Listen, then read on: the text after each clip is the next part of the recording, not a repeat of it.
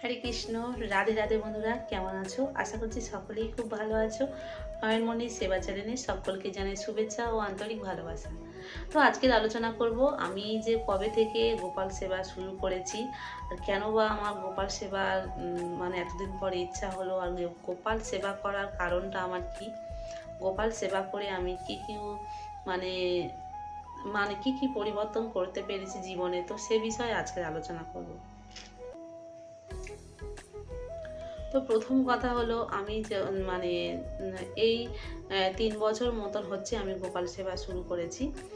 3 বছর হচ্ছে। তো আমার গোপাল সেবার আগের কোনো ধারণা ছিল না। তো গোপাল সেবার মানে একটা উদ্দেশ্য কারণ ছিল। গোপাল সেবা যে কিভাবে করতে হয় আমি সত্যি বলতে কিছুই জানতাম না। এটা আমি সবসময় তোমাদেরকে বলেছি। আমি যখন খুবই ছোট ছিলাম তখন আমার 8 থেকে 9 বছর বয়স হবে, তখন আমার দাদু মারা গিয়েছিল। তো সেই সময় একটা জ্যোতিষী এসেছিলো, সেই জ্যোতিষী এসে সবারই হাত দেখছিল। তো তখন আমি তো খুবই ছোট, তখন আমার হাত দেখেছিল, এটা আমার ঠাকুমা বলেছিল। তো সেই জ্যোতিষী হাত দেখে বলেছিল যে, এমনি বলেছিল যেমন বলে, তো বলেছিল যে এমনি বললো তো ও তো খুবই ছোট, ওর হাতের রেখা এখন সম্পূর্ণ হয়নি। তো তখনই বলেছিল যে তবে মেয়েটা কিন্তু ও খুব ভক্তি মানে শ্রদ্ধার পথে থাকবে, ভগবানের সেবা করবে খুব, মানে ও ভক্তির পথে যাবে। তো এই রকম কথা যখন বলেছিল, মানে ঠাকুর দেবতার সেবা করবে খুব, যখন এই রকম বলেছিল তখন আমি মনে মনে ভেবেছিলাম যে মিথ্যা কথা বলেছে। কারণ আমি তো কখনো ভক্তি কথা মানে ঠাকুর ঘরের যে সেবা শাস্তি যেটা করতে হয় সেগুলো কখনো করিনি, জানি না। এমনি এই রকম মনে মনে ভেবেছিলাম যে আমি কবে করব, আমি যদি ভক্তির পথে যাব তো সবাই তো কত ঠাকুর দেবতা সেবা করে, কই আমি তো কখনো করি না, এই রকম মনে মনে হয়েছিল। তো আবার বিয়ে যখন আমার হয়ে এসেছিলো তখন তো আমাদের আলাদা করে শ্বশুরবাড়িতে কোনো ঠাকুর ঘর, আমাদের যেখানে আমি ছিলাম তো সেখানে কোনো আলাদা করে ঠাকুর ঘর ছিল না। একটা লক্ষ্মীনারায়ণের চিত্রপটে সেখানে সন্ধ্যা সাঁজ দিতাম, আবার সকালবেলা একটু যাও দুটো লকুল দানা দিয়ে সারাদিন ওই রকমভাবে সেবা করতাম। কারণ আমাদের ওখানটায় ওইদিকে হামেশাই সবাই ওই রকমভাবে সেবা করে, তো যেটা আমরা দেখি বা শুনি সেটাই আমরা করে থাকি সবাই। তো এই রকমভাবে সেবা আমরা করে আসছিলাম। তবে শ্বশুরবাড়ি দেশ বাড়িতে মা কালী ঠাকুর আছে, তো সেখানে মা কালী আমাদের খুবই জাঁকজমট করে কালী পুজোতে যে অমাবস্যার যে পুজোটা হয় সেটা খুব জাঁকজমট করে হতো। তবে এর বেশি আমাদের আলাদা করে কোনো কিছু ঠাকুর ঘর আমার যেখানে ছিলাম সেখানে ছিল না। আর এই রকমভাবে সেবা স্বস্তি করতাম। তো আমি যখন থেকে ছাড়ভাবে এসি, লকডাউনের পর থেকে সত্যি বলতে অনেক রকম বাধা বিপত্তি আমার গিয়েছে। তখন তারপর থেকে আমি ভীষণ চিন্তা করতাম, বাড়িতে একা থাকলে ভীষণ কান্নাকাটি করতাম, মানে আস্তে আস্তে অন্যরকম মানে চিন্তায় চিন্তায় পুরো যেটাকে বলে একদম মানুষ নিথরে হয়ে যায় না একদম, তো বলে আমি একদম পুরো ডিপ্রেশানে চলে যাচ্ছিলাম। কোনো মাথাতে কোনো কাজ দিচ্ছিল না, শুধু নানান রকমের উদ্ভট চিন্তা আসতো, কী করব, কোথায় যাব, কোথায় গেলে একটু শান্তি পাবো, নানান রকমের চিন্তাতে আমি একদম জর্জরিত হয়ে যাচ্ছিলাম। মনের মধ্যে কোনো সুখ নেই, শান্তি নেই, শুধু চিন্তা আর চিন্তা, চিন্তা কিছুতেই পিছু ছাড়তো না। তবে এই রকম সমস্ত কিছু চিন্তা করতে করতে আমি হঠাৎ একদিন একটা বৈষ্ণবের সঙ্গে দেখা হয়। তো মানে বৈষ্ণবের সঙ্গে দেখা হয় বলতে সেই তিনি আমাদের বাড়িতে আসে, তো তাকে অনেক সেবা এমনি জল মিষ্টি দিই, তিনি হরিনাম করে, তো তার ভক্তি কথা শুনে আমাদের ভালোও লাগে।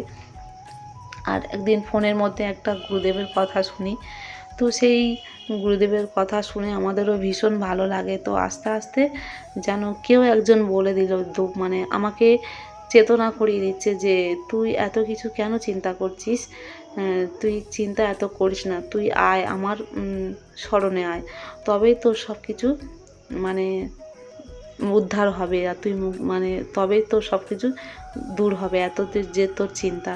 তো সত্যি বলতে সবসময় আগে ভগবানের ডাকতাম যে এত চিন্তা, আর যেটা আমরা স্মরণ করব সেটাই আমাদের কিন্তু সবসময় মাথার মধ্যে থাকবে। সবসময় আমি ভগবানের ডাকতাম যে কিভাবে আমরা উদ্ধার হব, এত সংসারের অভাব, এত নানান রকমের চিন্তা, নানান রকমের টেনশান মাথায় ঢুকে গেছে।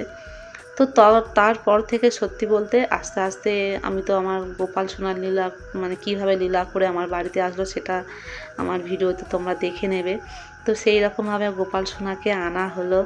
তো গোপাল সোনা আনার পর থেকে আমার যত কষ্ট হোক, দুঃখ হোক, যা কিছু হোক, মানুষের সংসার জীবনে থাকতে গেলে কত রকম অশান্তি, ঝড় ঝাপটা সব কিছু সইতে হবে, আসবে। এটা আমাদের মানে রেগুলার নিত্য নতুন মানে আমাদের জীবনের পরিবর্তন আসে।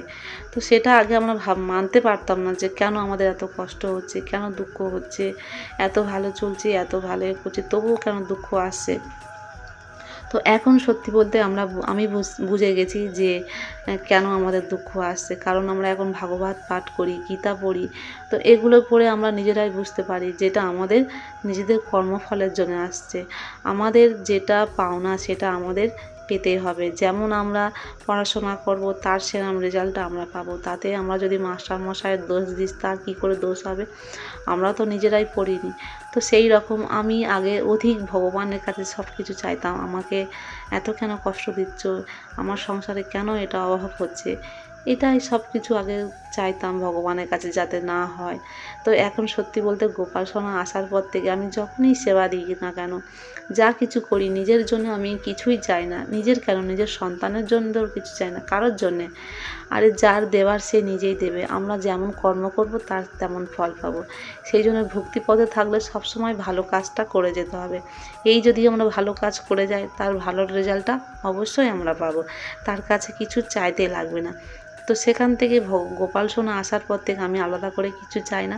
শুধু এটাই চাই যেন সারা জীবন ভক্তিপথে থাকতে পারি। যেমন আমি ভক্তিপথে গিয়েছি, তো তেমন যেন মানে ওই পথেই যেন এগিয়ে যেতে পারি, যেন পেছন ফিরে আমার আর অন্য দিকে যেতে না হয়। এটাই ভগবানের কাছে, আমার গোপাল সোনার কাছে সবসময় প্রার্থনা করি। গোপাল সোনা বাড়িতে আসার পরে আমার ছেলে মেয়েদেরও সমস্ত কিছু পরিবর্তন হয়েছে, তাদেরকেও ভক্তিপথে আনতে পেরেছি। এটাই আমার সবথেকে বড় মানে ভগবানের কাছে মানে কৃতজ্ঞতা মানে জানাবো না। তো আমি কখনো ভাবতে পারিনি যে এরকম ভক্তিপথে আসলে এত আনন্দ। দেখো আগে দুঃখ কষ্ট সব রকম হতো, আগে দুঃখ আসলে প্রচণ্ড কষ্ট হতো, ভেঙে পড়তাম। কিন্তু এখন যে আমাদের যতই অভাব হোক, যতই দুঃখ আসুক, সেটাকে আমি মানে মেনে নিতে স্বীকার করেছি যে হ্যাঁ, এটাই আমার দুঃখ এসছে যখন, এটা আমার কর্মফল, এটা আমার পাওনা, এটাকে আমার সহ্য করতে হবে। তো সেই সহ্য করার ক্ষমতা আমার গোপাল সোনা দিয়েছে, আমার ভগবান দিয়েছে। এটা আমি কারোর কাছে প্রকাশ করি না যে হ্যাঁ, এইটা এসছে যখন, মাঝে মাঝে কষ্ট হয়, কিন্তু সেটাকে আমি মন থেকে স্বীকার করি। সব কিছু যতই কষ্ট আসুক না কেন, মন থেকে যদি স্বীকার করি যে হ্যাঁ, এটাই আমার পাওনা, আমি এটাই আমাকে নিতেই হবে বা আমাকে গ্রহণ করতে হবে, দেখবে সেই কষ্টটা কিন্তু সম্পূর্ণ দূর হয়ে যাবে, আর হাসি মুখে সেই কষ্টটাও সহ্য করে দিতে পারবো। তো এইরকম আমার গোপাল সোনাকে সেবা করে আমার জীবনে অনেক কিছু পরিবর্তন হয়েছে। তো অনেক কিছু ঝড়ঝাপটা আসবে, সব কিছু আসবে। তো সব কিছুর মধ্যে আমার ভগবানকে আমি কোনোদিন দোষারোপ করব না, নিজেকে কন্ট্রোল করার এটা মানে সেটাকে পরিবর্তন করার চেষ্টা করব যে আস্তে আস্তে আমাদের নিজেদের ভুলগুলো নিজেরা যদি না কন্ট্রোল করি, তো নিজেরা তো অন্যায় করছি। তো কেমন লাগলো অবশ্যই কমেন্ট করে জানিও। আমার গোপাল সোনা এইরকমভাবে আমাকে সঠিক রাস্তায় নিয়ে যেতে পেরেছে। তো যদি আমার কোনো ভুল ত্রুটি হয়ে থাকে অবশ্যই তোমরা ক্ষমা করে দিও। আর যদি চ্যানেলটি এখনও যারা সাবস্ক্রাইব করে নেয়, চ্যানেলটিকে অবশ্যই করে সাবস্ক্রাইব করে নেবে। রাধে রাধে, হরি বল।